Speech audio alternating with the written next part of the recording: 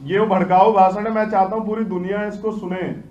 जिस भड़काऊ भाषण पे चंद्रशेखर को पुलिस अरेस्ट करके जेल लेके जाती और कोर्ट में कहती है कि सर चंद्रशेखर बहुत भड़काऊ भाषण दे रहा था, हमने बचा लिया, मुल्क में बहुत बवाल हो जाता।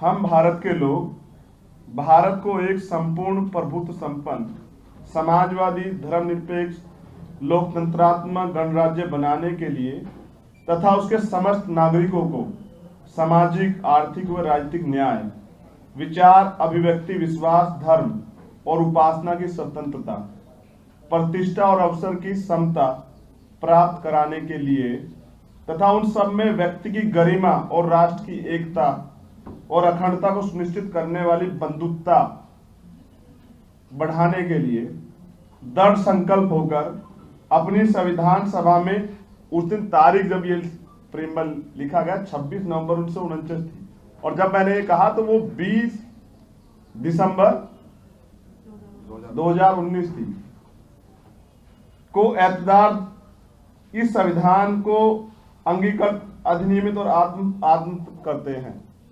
ये वो भड़काऊ भाषण है जिसके लिए मुझे जेल भेजा गया। मैं इसे रोज पढ़ूंगा क्योंकि ये संविधान ही मुझे जीने का अधिकार देता है और मैं डिप्रेस क्लासेस से आता हूं। मैं ये बता देना चाहता हूं, मेरे बदन पे तो जो कपड़े हैं ये भी बाबा साहब अम्बेडकर के संविधान की वजह से मुझे मिले।